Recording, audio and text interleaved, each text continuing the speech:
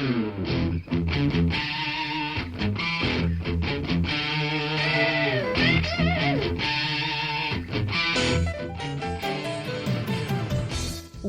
to Thriving Entrepreneur with your host, Steve Kidd, third-generation minister and 30-year business coach. Listen in as amazing, world-changing authors, speakers, and coaches share their struggles and victories. And hear from best-selling authors' insight into how you too can live your life as a thriving entrepreneur. This is Steve. Welcome to Thriving Entrepreneur. Thanks for being with me here today. I'm so grateful for every moment we get to spend together, for the time that we get to spend learning, listening, talking, and growing as thriving entrepreneurs. It's such a privilege to get to be here in your life, and I really look forward to each and every time that we get together here on the radio and we really talk about what does it mean to thrive. You see, in our lives we have so many experiences, and some of them are good, and unfortunately a lot of them aren't. I know you know what that means. But what we do with that experience, what we do with that information is the key, because information all by itself is just that. It's information. It's neither good nor bad. It just is. Okay, now I'm not trying to say that the experience you went through wasn't a bad experience. Please hear me on this. But after we're through it, it moves out of the realm of being something you are experiencing to something you experienced. It's information that should be able to help us, inform us on how do we do things better in the future. What are some things that we can look out for in people? What are some things we can learn from circumstances so that we can do better, be better, and really live more of a thriving life because of the experience. Now, I wish that I had the magical capability to just remove from you those experiences. That would be even better. But since I don't have that, what I do have the ability to is help us be able to take a really good look at what can we learn from the experiences and how can we turn them into something useful. How can we take the worst of circumstances and use them for something that can profit us, that can help us be the best version of ourselves today. There will be times when a situation that we've gone through will affect us, and we'll have a bad day, and that's okay. But how can we in general take that thing that we've gone through, that information that we now have, and use it to our benefit so that we can continue learning and growing and being the best version of ourselves, again, like I said, while it's called today.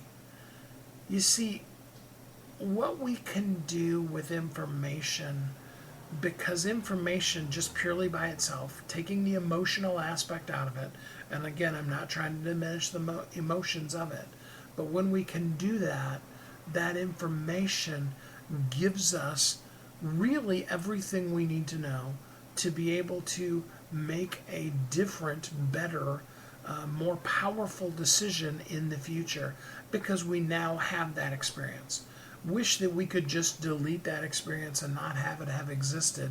But since we don't have the capability to do that, what we can do is take a look at all this data and be able to say, okay, now I know differently, and therefore I can decide and do and be different than I was last time before I went through that situation. Now, there are things that happen in our lives we have no control over, and no amount of information is going to change the way somebody else treats us.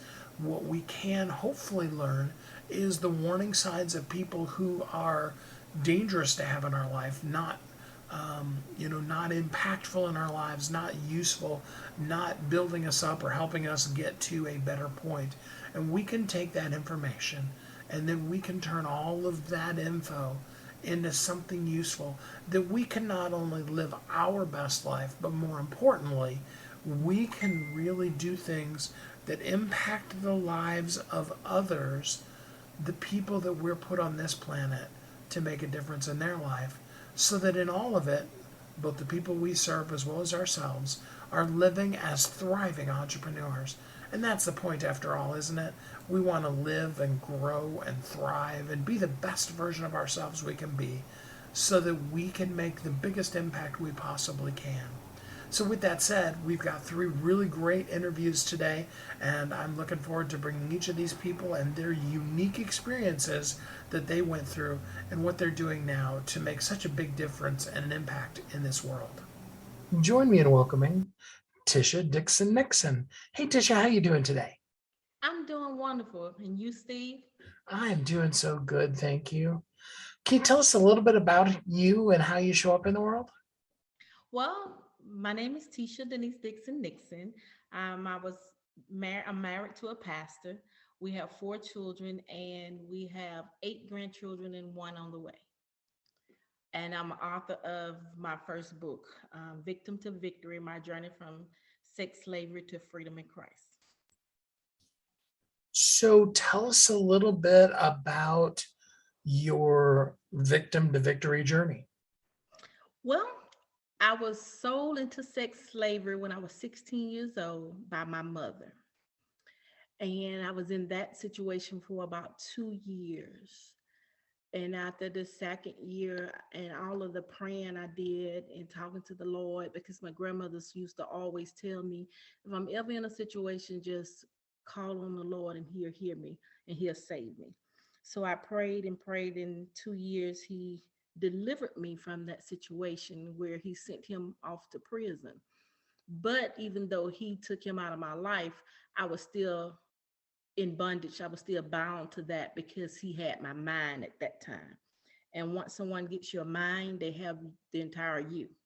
And so he had my mind, and I had to start praying that, God, get me out of that, and that I wouldn't continue to be under his thumb, because he was from prison. He was controlling me from prison.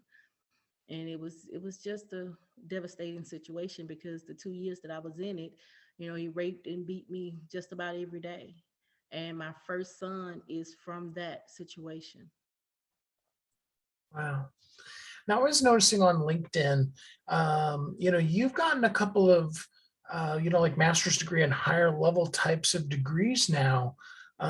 Did you continue going to high school during that time, or did you have to go back and finish school after, he went to prison? Actually, I had to drop out, and I had to get my GED. I got my GED, and then after he went to prison and God released me, totally released me from his thumb, under his thumb, I went back and pursued certification. My first certification was in certified nursing assistant. Then I ended up getting a certification as a phlebotomy. And then I am a medical office assistant by trade. Then I went and got my associate's degree in paralegal. And I went back and got my bachelor's degree in pre-law, which is legal studies. Then I did a year and a half of law school, and that wasn't what I wanted to do. And so God placed me back into the medical field after He sent me home to take care of my mother. Because for 13 years after that, I couldn't take care of my mother. I couldn't do anything for her. We couldn't stay in the same room without literally fighting. And so I had to ask God to forgive me for that. I had to repent, because I used to literally hit my mother's back and my mother back because of the resentment and the hatred I had in my heart. So God had to deliver me for that. And I had to pray about that, because I didn't like that person that I was. But at the time, it's like I couldn't stop it, because it was so much hate and resentment that I had towards her. And so I had to repent and ask God to forgive me for that. I think I just lost you. Sick and in bed bound. She was there for like 6.5 years. I was actually going back to get my master's, but I started working at the time in healthcare. So I stopped law school and I started working again in healthcare. So I stopped law school, and then went in and got my master's. And my master's is an MBA in healthcare administration. So I have like a double major there. And I just continue to just, educate myself and just I want to do better for my children, and I want my children to see better because I had such a rough life and such a rough childhood, teenage years, because my earlier childhood was really good. I enjoyed it, but when I became a teenager, it was rough. It was Hmm. rough. Yeah, but so the end part of your title of your book, To Freedom in Christ, for somebody who doesn't understand the joy of that, tell us what freedom in Christ means and what it feels like. Well, it means that you're no longer in bondage. You're not bound to what people think and how they think and who they are in your life. You only look to the Lord Jesus Christ. You realize that everything that you have, everything that you're going to have, man can't give it to you. Only the God, only Lord give it to you. Now He'll allow people, He'll use people to get things to you, but He does it entire time. And a lot of people take credit for things that they've done for individuals, but it's not them, it's the Lord, because the Lord placed them in that position at that time to help others, because that's what we're here for. We're here to help one another. um, and God does that. That's what He does. And it's a freedom. I mean, because I was in bondage. I was beaten, I was battered, I was abused, and I used to worry about what people say. I had such low self-esteem of myself. I thought I was an ugly duckling. I thought I was just uneducated, and it was just the worst thing. I always had this negative tone about myself, toward myself. And when God just saved my life and woke me up, and I started depending on Him and Him only, even down to this day, all I do is depend on Him. I pray every day. I talk to Him, and anything I need, I go to Him. I don't go to man, because man didn't get me out of the situation I was in. It's a lot of people around me, but no one helped me. He got me out of it and saved me. So you talk about the transition you went through with your mom and the forgiveness that needed to happen there. Have you also gone through the process of forgiving the man that your mom sold you to? I did. I forgave him as well. And I thought I was healed, and I thought I was over what had happened to me. And I was working in a hospital, and it's all in my book. I was working in a hospital, and I was the phlebotomy at this particular hospital, and he was there in the hospital. He was hospitalized there because he was ill. And I had to draw him. His name came up across my handheld, and I hadn't seen him. I was an adult at this time, and I hadn't seen him since since God took him out of my life. And so I my heart fell down to my feet. I couldn't move. I was scared. I was nervous, and I thought I was healed, but I wasn't. I just had buried it. And I tried all I can to get someone else to draw his labs and go in there and do that work for me and let me do theirs, but no one would, and no one knew what I was going through and why I wanted to do that. So I prayed going in his room, and he was real ugly. He was, real nasty toward me, but I did my job and I left out of there. And it was like, oh, I was terrified. I didn't know what to do. I was on unease all day, and then again 2 hours later, his name came back up on my handheld. And normally, I pay attention to what labs that I have to draw on someone, so I know if I have to go back again or not. And this particular test was a troponin, was a heart test, and it's every 2 hours, and I never paid attention to it because I was so nervous. So when it came back up again, I started questioning God at that time. I said, God, what have I done? Why are you doing this? Why are you sending me back in here to this man? Why did you even send him here? And so I questioned God, but I went in again and did my job. And when it's time to do it again, I didn't go. I gave it to someone else. I was getting off of work, and I was going to revival that night. And God spoke to me in revival through the pastor that was preaching that night. And he was in the pulpit. And from the pulpit, he said, God said that it's someone in this room that you think that he were being mean to you, but it wasn't for you. It was for the person that he sent you in that room for. It was for him and not for you.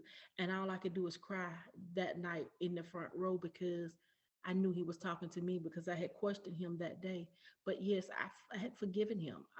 I had to in order to move on because forgiveness is not for that individual, it's for you. It's like a cancer, it eats you up if you don't forgive. And so I had to forgive to move on with my life. And I never forgave him nor my mother. I would never continue with my life. I would have just died because it's devastating. People don't understand what a rape does to an individual, male or female. It takes your life from you. And until you learn how to live it in God, you'll be it's miserable. It is. What an amazing book. The book is called Victim to Victory: My Journey from Sex Slavery to Freedom in Christ. It's by Tisha Dixon Nixon. Tisha, I really appreciate you spending some time with us. Give us a word of encouragement before we end today. Well, first thing I want to say to the victims is that it's not your fault because we always doubt ourselves or accuse ourselves or blame ourselves for what have happened to us because we always say, what if I'd have did this? What if I'd have wore that? What if that's not your fault? You're the victim. The victimizer are the ones that are in the wrong. You're not in the wrong. You didn't do anything. But if you find yourself in that situation where you're doubting yourself or blaming yourself, start getting on your knees and talking to the Lord and asking him to help you to get you out of it because he will. And if you're in it, please pray to God because he hears you. And all he wants you to do is come to him, ask him for forgiveness and ask him to get you out. And whatever situation you're in, he will get you out, whether it's that type of situation or any type of situation. If you know that you're not right with God, get right with him, ask for forgiveness, and he will never bring it back up, and he will forgive you and he will give you a better life. Just depend on him. I love that. Tisha, thanks so much for spending some time with us here on the show today. Thank you, Steve.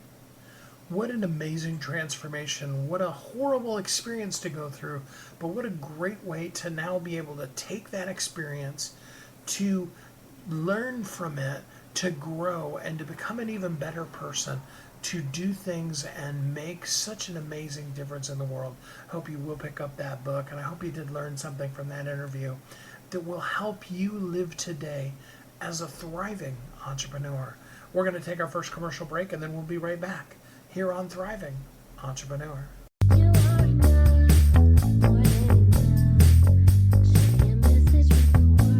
If you're an author who's on a mission, stand out with your brand out. Check this out, guys. Yep, everything's marketing, and marketing is everything. Your existing book can become a best-selling book, or even, hey, like mine, a #1 international best-selling book in 5 days. Listen, if your business isn't known by everybody, it's obscurity, and that's death, right? The same thing is true for your book. If you're not happy with the way your book is performing, you got that far and then it just fell off the face of the planet kind of feeling, go to yourbestsellertoday.com. Schedule a talk with Steve. It's risk-free, it's guaranteed, it's proven. We've done it thousands of times. What are you waiting for? Yes, yourbestsellertoday.com. This time next week, you could have a beautiful seal on your book and get the attention that you deserve. Reach the people that you came to serve. Come on now. What are you waiting for? Grab a pen. Here we go. All you got to do is book a call, yourbestsellertoday.com. Go to yourbestsellertoday.com. Book a talk with Steve. It's proven, it's guaranteed, it's gonna happen. All you have to do is say yes to your destiny.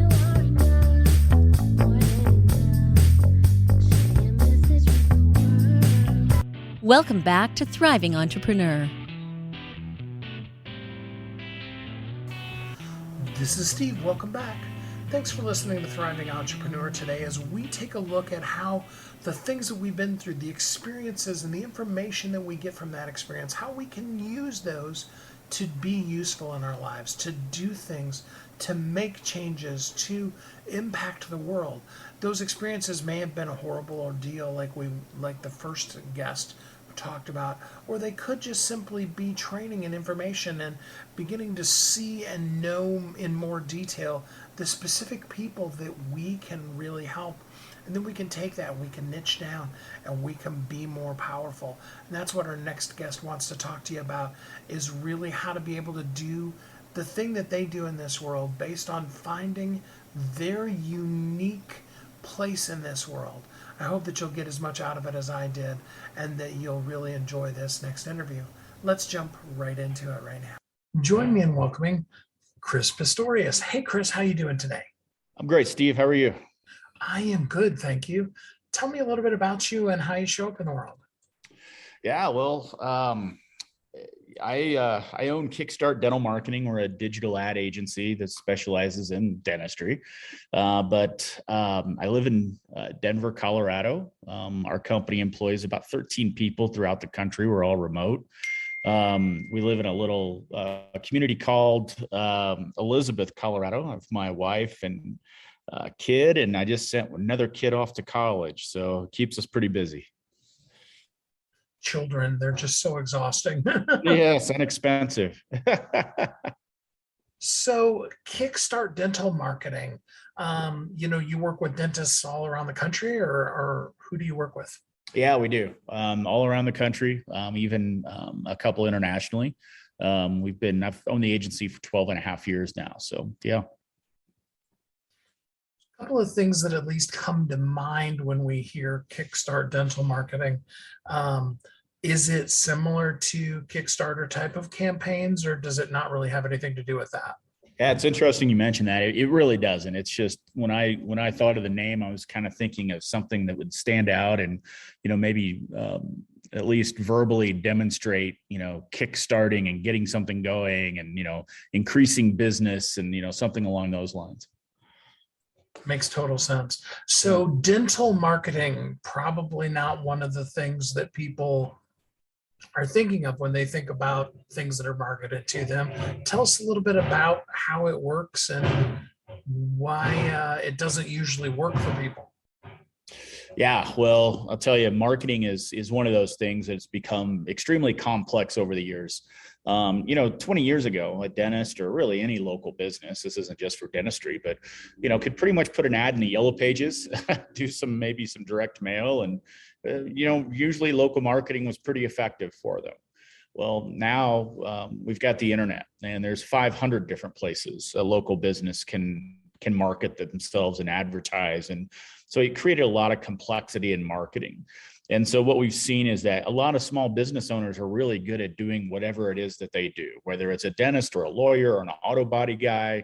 They're really good at that skill, but they're not necessarily marketing experts, right? So what we find is that, instead of trying to figure out the marketing side of it, and sometimes they think it's just too expensive to hire somebody, to maybe help them, they do nothing. And that's the sad part of it, because when you do something like that as a local business, you're really allowing your competition that's maybe a little bit more, has a little bit more innovation to get ahead of you and to start dominating local markets where you may have in the past. So it's become more complex. It's been harder for local businesses to figure out on their own. Those are probably the biggest pitfalls that I see going on right now. So, a lot of times people have the opinion that when it comes to internet marketing, they have to do something eye-catchy, sexy, really cool in order to be able to rank. How true or not true is that? Google and the search engines don't really care about cool, right? What they do care about, though, is content and the type of content that you're putting per se on your website. And if it's quality content, meaning you can't just go out and, just talk gibberish on your website and call it content. It has to be well thought out. It has to be well written. But content is king. And as you create content and as you distribute content, you'll naturally develop what we call in the industry as backlinks, which are links from other people's website to your website, right? And Google sees these backlinks and other search engines. And when they see a very authoritative link coming from a very authoritative type website to your website, that builds authority and trust with Google. So there's no tricks, there's no, special pills you can take or anything, and all of a sudden get your website noticed by Google. Google's algorithm has really become very smart and complex over recent years, and there's no gaming the system long term or fooling anyone. It's just you've got to have good content. You've got to know what to do with that content. That makes absolute total sense. I get that completely. So for a dentist that is still in Yellow Pages world, I laugh at myself even thinking of that, but I know there are some of them that are still in that thought space. What is an easy thing for them to begin to start contemplating the world of internet marketing? Yeah. And you know what? As crazy as it sounds, especially coming from me, phone book type advertising is still fairly effective in more rural markets, small markets with maybe an aging population, even because old people like me, remember phone books and have used phone books in the past. So they're, people are creatures of habit and they want to continue to use those mediums. But if you're in a more, modern market, if you're in a larger market in that non-rural area, you really need to start understanding, who it is that's coming into your office. So if you're the auto body guy, what insurances are you working with? What does your ideal client look like? Right. And then you've got to start reverse engineering. Okay, this is my target market. Where is my target market online using their resources, right? Is it Facebook? Is it Google? What is it? And then you start putting together a marketing campaign based off who your ideal target is and what their demographics look like. And quite frankly, there's just not a lot of small business owners out there, and I don't blame them, that, are good at doing that. So, but there are some that are, and there are some that are willing to pay agencies to do that work for them. And those are the ones that we're seeing be more successful right now. Okay.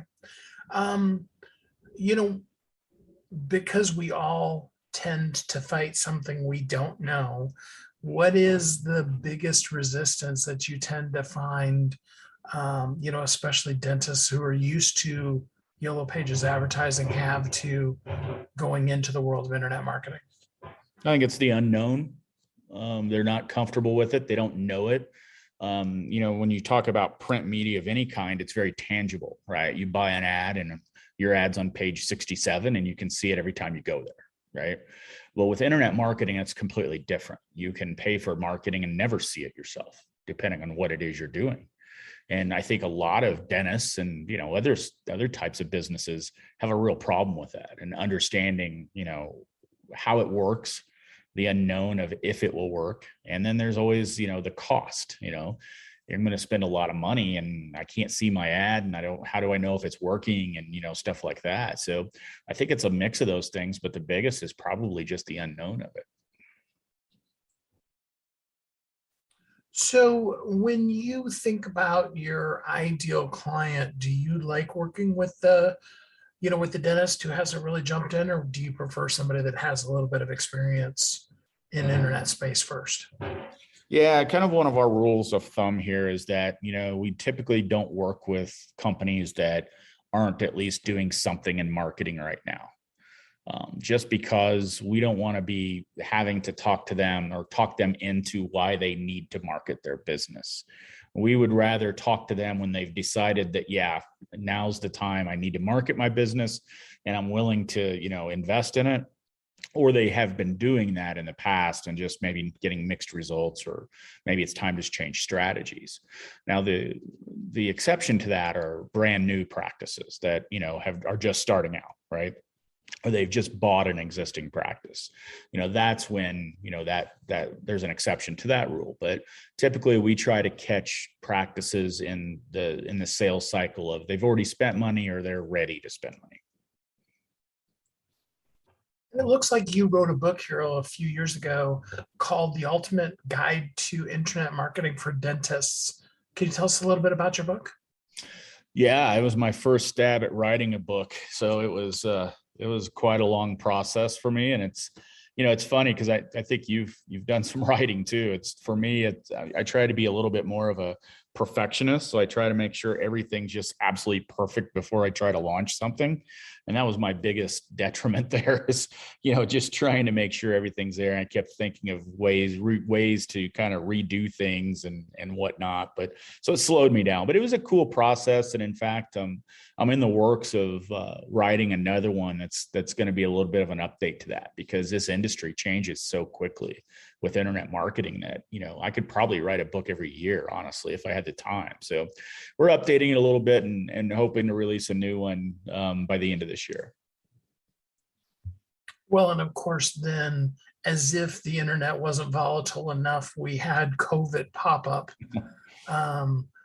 What are some significant changes that have happened specifically in the dental industry since COVID? Yeah, that's a great question. COVID hit dentistry a little bit different, I guess, because really, pretty much every dental practice in the country was mandated to shut down for, 30 days, 60 days, 90 days, some longer, depending on where they were.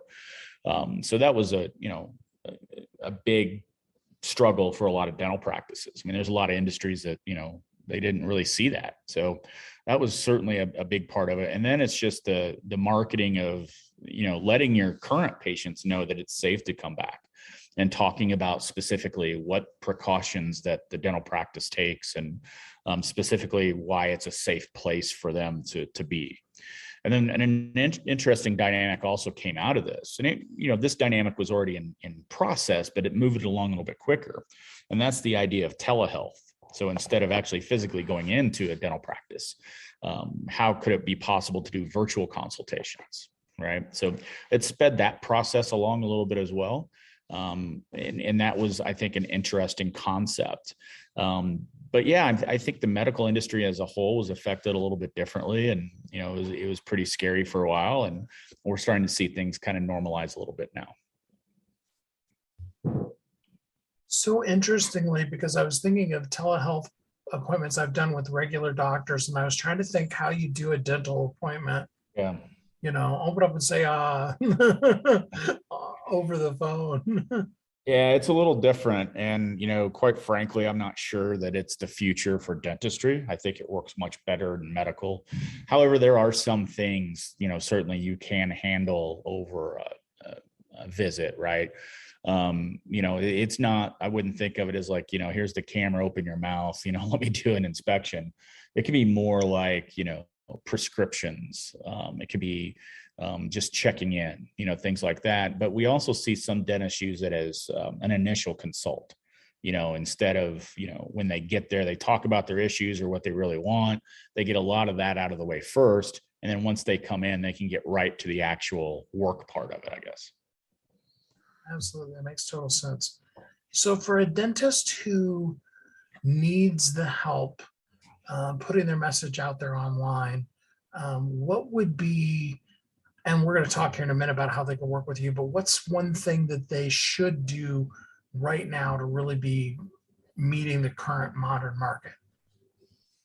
I think it's understand your competition. I think in medical and dentistry and all that fun stuff, sometimes you don't think of yourself as a sales organization, right? Like maybe you have a more mainstream company, like maybe an HVAC guy or air conditioning, or a car sales place, auto dealership. But what I try to tell dentists are that, they are, they're not selling, your typical product.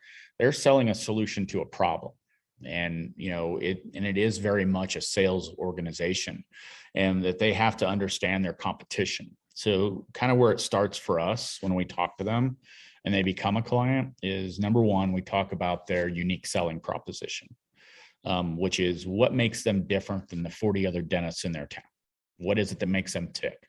Why should somebody choose them versus a competition? And then once we have that, we start talking about, really, who's your target market, right? Who is it that we want to come in? Who's your ideal patient? 25 to 35-year-old female, 2.5 kids, and owns their own home? Is it somebody else, or is it more than one type of avatar, we call them? And then third is we've got to understand the competition.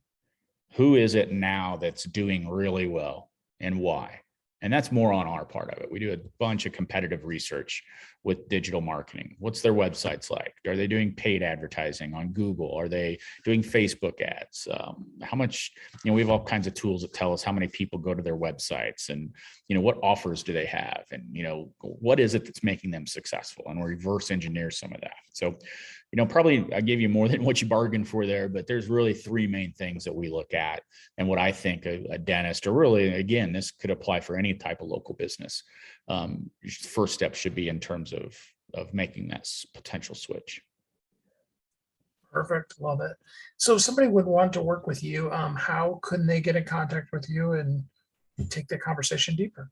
Yeah, I do a lot of these podcasts, and what I tell people is that, if you need some help and you're the auto body guy or the lawyer or whatever, and you're listening to this, go to my website, kickstartdental.com. There's a free strategy session button right at the top. Fill that out. You don't have to be a dentist. If you are, great, but schedule a time with me. I do all of the consultations myself. And I won't charge you anything, just to give you some advice, look at your website, just see how things are going, and give you kind of a free strategy session. So feel free to do that. And if you're a dentist, same thing, obviously. And then if you need some actual help with it, then we're probably your go-to guys. Perfect. I love that. Well, Chris, thanks for spending so much time here with us on the show today. Thanks, Steve. I appreciate it. Who are the specific people that, from the experiences you have, you can now know that you can really meet their needs? You could show up in a specific market and powerfully work with a certain group of people and make what they do in the world better, while also helping you be able to have a very effective and powerful company. What a great way to niche down and really show up as a thriving entrepreneur. Let's take another commercial break, and then we'll be right back here on Thriving Entrepreneur.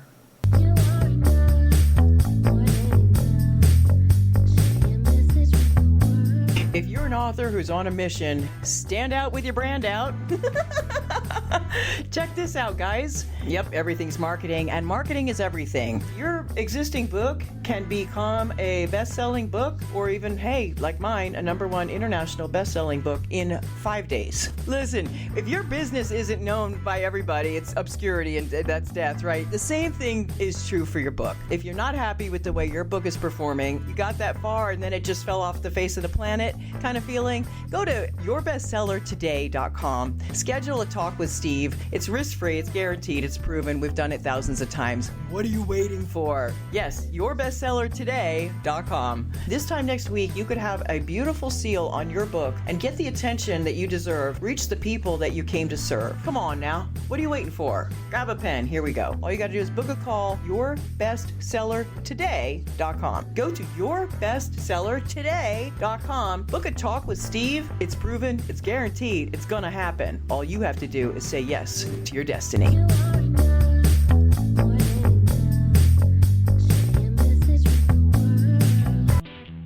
Welcome back to Thriving Entrepreneur. This is Steve. Welcome back. We've been talking today about the experiences that we have in life and how we can take those and turn them into something that's useful in our lives, and more importantly, that allows us to be able to make the difference that only we can make in this world. How to take a trauma and turn it into a triumph is what we talked about in the first segment. And then a second segment, we talked about how in doing what we do well, we learn more specifically a niche group of people that we can work with, and we can make their lives better while also having a powerful company. And now last, we want to look purely at how powerful data can actually be, and how a lot of times, even though data can seem so unuseful, so even exhausting in some ways, how all of that data can come together and really give us some powerful information that is not only useful but effective to help us live as a thriving entrepreneur. Let's do our next guest. Join me in welcoming Luke Aragani. How you doing today, Luke? I'm doing well. Thanks for having me. Thanks for being here with us. Tell us a little bit about you and how you show up in the world. So I run an AI consulting company out of Seattle.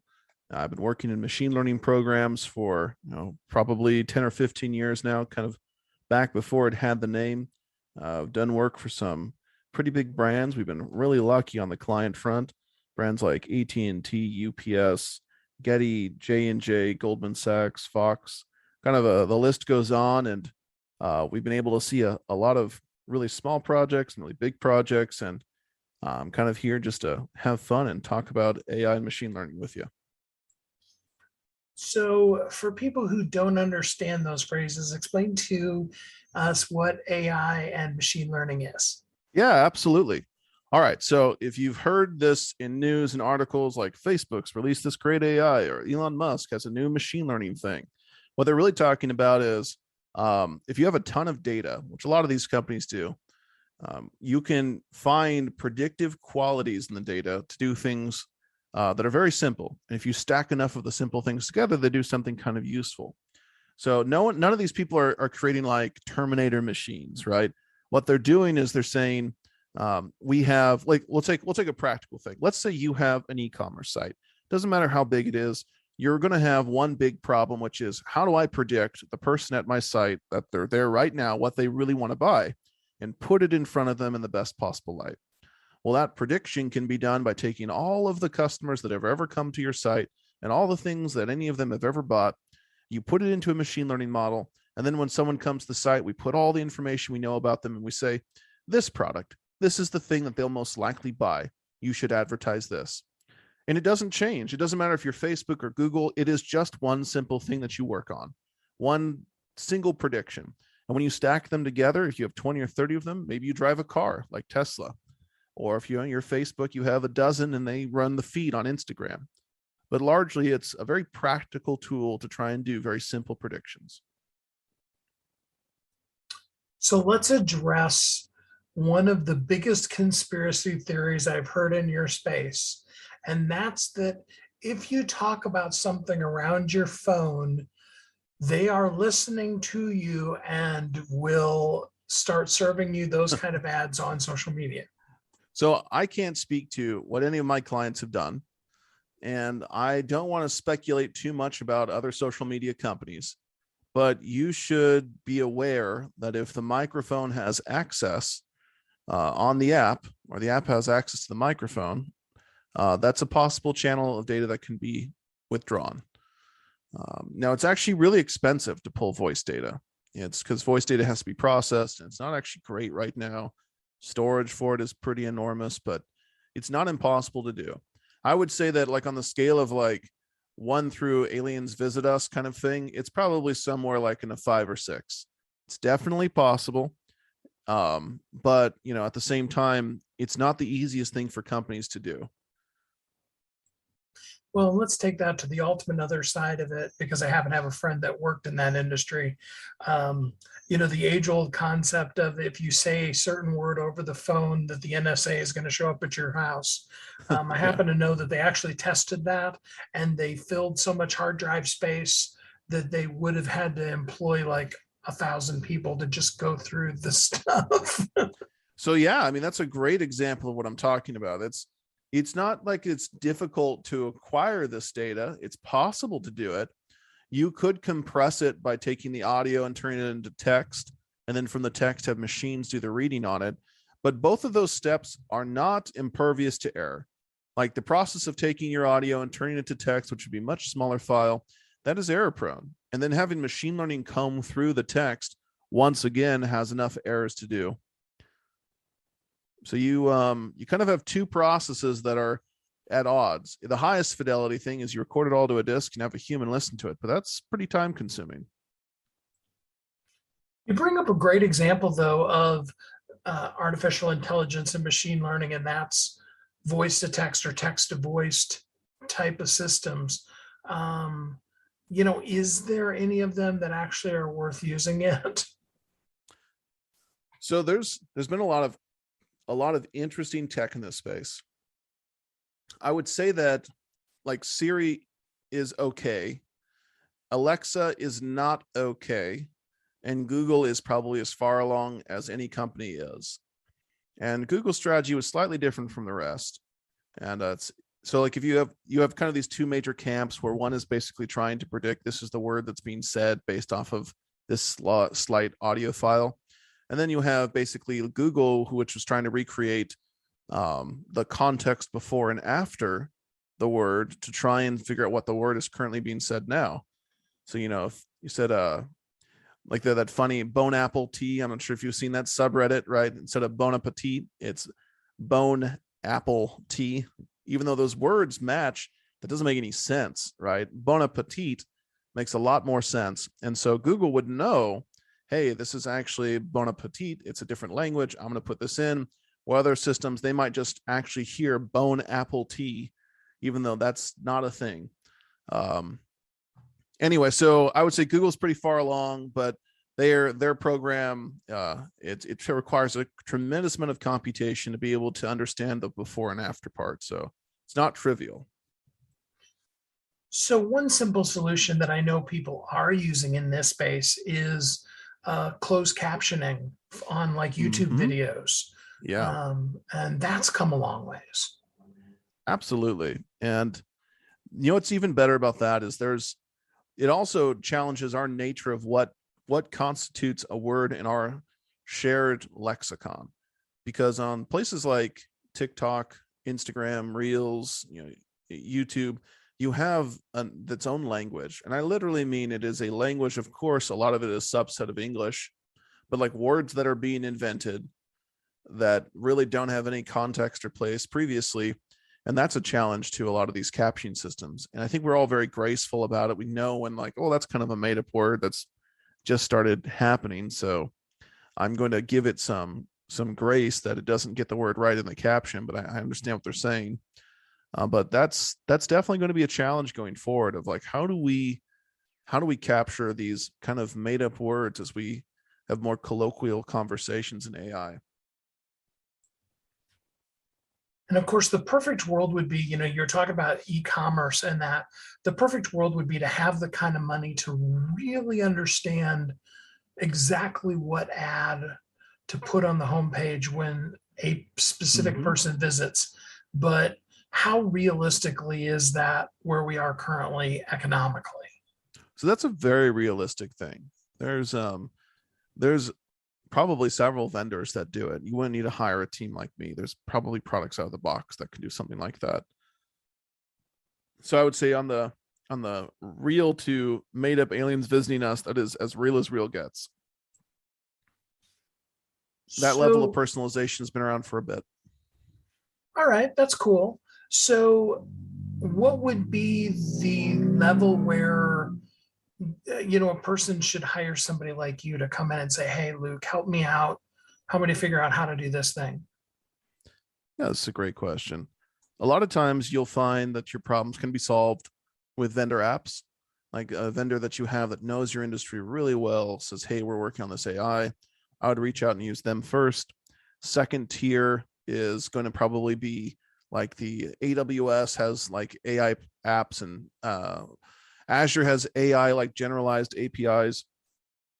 Using those are effective too, but oftentimes people call us when they need a ringer to build something that no one else has built before. So it's like it's intellectual property. It's a moat for your industry. It's something where you think, you know what, I need to build this. No one else has built it, and when it's done, my competitors will not be able to compete with me. That's typically the projects we really enjoy working on. So let's, just for fun, what's the craziest aliens visiting the planet type of project somebody's wanted you to do that obviously you couldn't? That's a good question. A lot of the times people, they kind of vet ideas before they come to me, or they'll ask me for the idea, so I never really get to support that too much. But I would say the biggest one is generalized AI. So generalized artificial intelligence is something that we do think about like as Terminator machines, like building a machine that can think and can have those kinds of experiences that humans have. And I would say that that's something that, of course, I've said, sorry, that's not something that we do. But really, it's it's very difficult to build something like that. You would need to give a machine some kind of motivation. And really it ends up kind of building this whole like what makes us human kind of conversation, right? It's like, well, you'd have to motivate this thing, this intelligence, to try and have some kind of desire. For us, it's we wake up and have our own life, but for many people, maybe they don't have any desires, right? It's kind of a strange place to be in when we think about generalized AI, because it's actually not a machine problem. It's a reflective problem. Like, how do we categorize ourselves? I hope I'm not getting too philosophical in that, but I hope you can, or your listeners can appreciate kind of the problems that exist there, which is it's hard for us to know what constitutes intelligence. Well, especially, and I love that you took the philosophic end of it, because if we as people can't agree what we as people should be, how are we going to make something that represents that? I don't want to nerd out too much, but there was a series 10, 15 years ago called Battlestar Galactica. And basically it was a whole, I don't know how many seasons it was, but it was your classic TV sci-fi. But what was really fantastic was that the whole motif was what makes you human.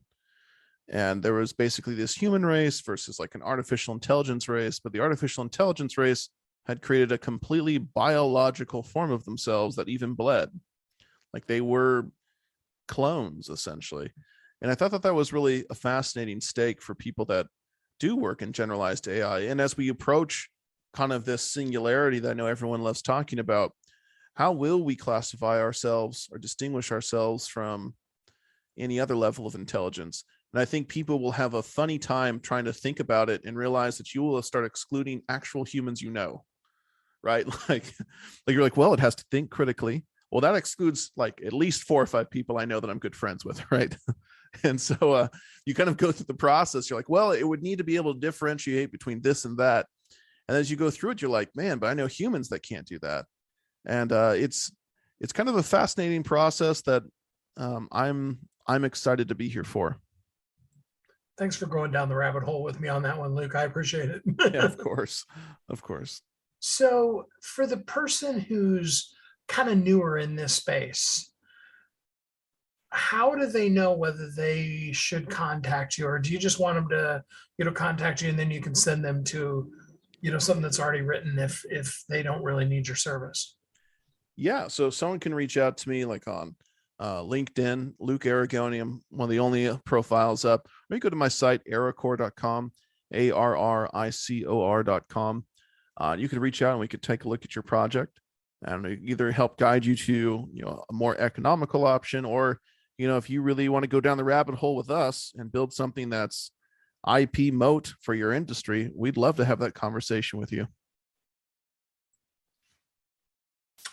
So just to kind of inspire us a little bit, give us a realistic, like on the 1-2 aliens visiting the planet, this might be a 5 now, but it will be a 1 vision for where we're headed in this direction. So something that's really fascinating is that machines are going to help us understand our social lives much better. Right now, we have lots of channels of information. You get text messages and direct messages, Twitter, Facebook feeds, and then phone calls you get, and even interactions with people that are like in front of you, like you go to coffee with them. You have all of these channels to process your world and your social life. And our tribes have definitely expanded. They've gone from being, 30 or 40 people to 300 or 400 people. And I think in the very near future, in the next 4 or 5 years, we will have AI that helps us navigate that social world like a second part of our brain that says, this person is stressed. This person likes you. This person is not your friend right now, right? Like that kind of interesting guide for navigating things that we would not normally associate machines being good at. I think that's coming, and that'll be fun for us to see. That's both fun and absolutely terrifying, just even as you said it. Yeah, no, that's you asked for something right on the edge. That's it. That's coming, guaranteed. Not here yet, but it will change a lot of the way we function. I love that. Well, Luke, I really appreciate you expanding our brains a little bit and having some fun conversation about some of the things that we can do with computers that can really help aid us. Thanks for being on the show with us here today. Thank you for having me. Have a good one. Those of you that know me, you know I'm a big geek. You know, I love computers and technology and all those things. And it's amazing all of the fun things that are coming down the road. Hopefully not Terminators or Rise of the Machines, that kind of stuff. But, you know, the cool things that we can do with data. I was talking to a person the other day, and they brought out the really good point of the fact that, you know, when it comes to getting feedback, when it comes to knowing what people want with social media and all the data that we have at our fingertips these days, it's so much easier now to be able to really be able to know what people want, to ask, to find out, to research, all that kind of stuff. And just from a purely data standpoint, we could, and often we don't, but we could even learn the lessons like our first guest went through and learn how to grow from their experiences without having to actually experience it. There's so much good data out there on just about anything you want to look at that can really help each of us really show up as our best in the world, deal with the things that we've gone through, maximize them to the most impactful they can be, and then live in this world as a thriving entrepreneur. I mean, isn't that really ultimately what we want to do?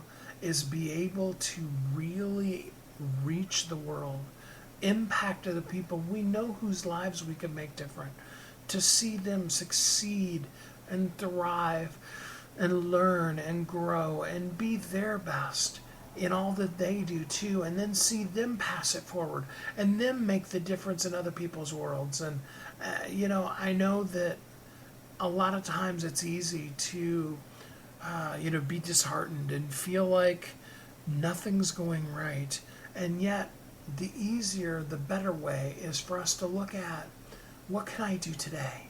What could I put out into the world that makes this world a better place, even if it's just today, and help me be able to move the world forward?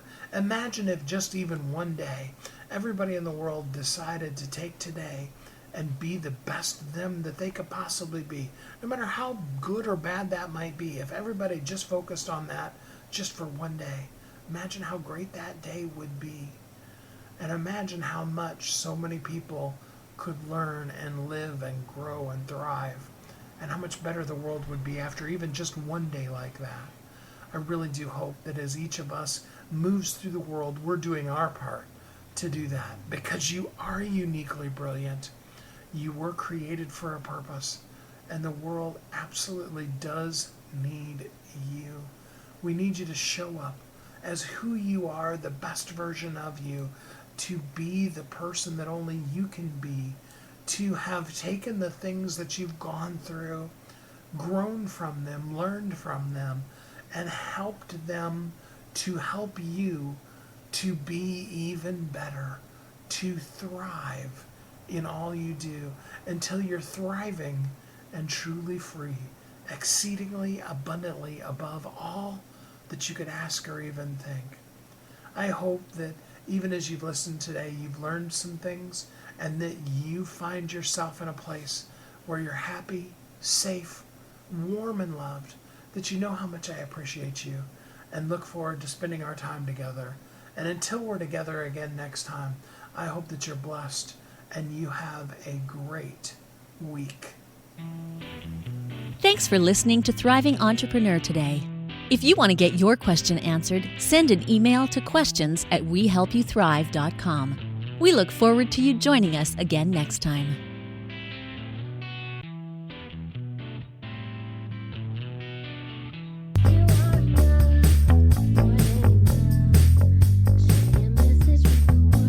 If you're an author who's on a mission, stand out with your brand out.